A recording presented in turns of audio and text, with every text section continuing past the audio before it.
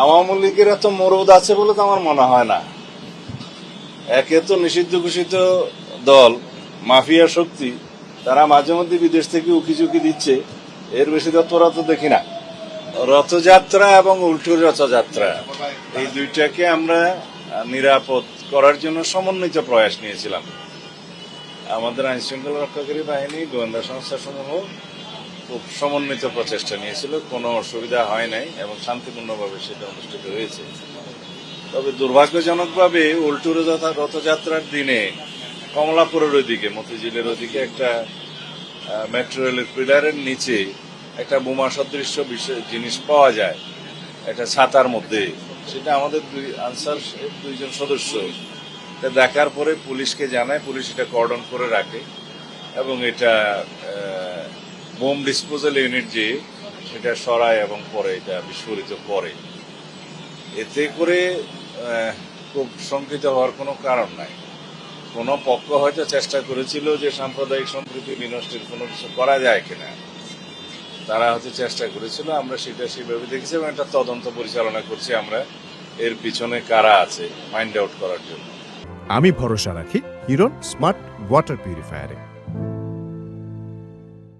এরপরে আশুলিয়াতে আরেকটা এরকম বোমা সদৃশ জিনিস পাওয়া গিয়েছে, যে একটা ব্যাগ রেখে গেছে একজন দুষ্কৃতকারী।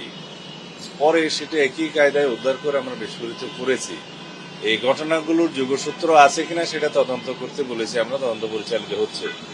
তবে আগের সময়ের তুলনায় যদি আমরা তুলনামূলক বিবরণী দেই একই সময়ে এই বিষয়গুলো কিরকম হয়েছে, তার তুলনায় এটা অনেকটা কম।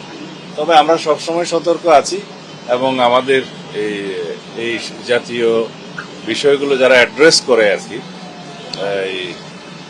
আমাদের উগ্রবাদী তৎপরতা বা এই জাতীয় সাম্প্রদায়িক সম্প্রীতি বিনষ্ট করার যে সমস্ত তৎপরতা, এগুলো যারা মনিটর করে, আমাদের স্পেশাল টিম আছে, তারা এই ব্যাপারে সতর্ক আছে।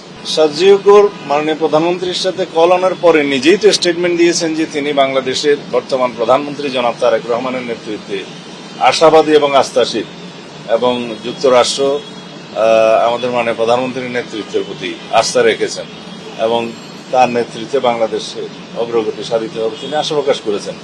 তার মুখেরই কথা। আমাদের পুলিশ বাহিনীর মধ্যে একটা সবসময় চালু থাকে যাতে আনঅ্যাটেন্ডেড কোনো ভেহিকেল না রাখে।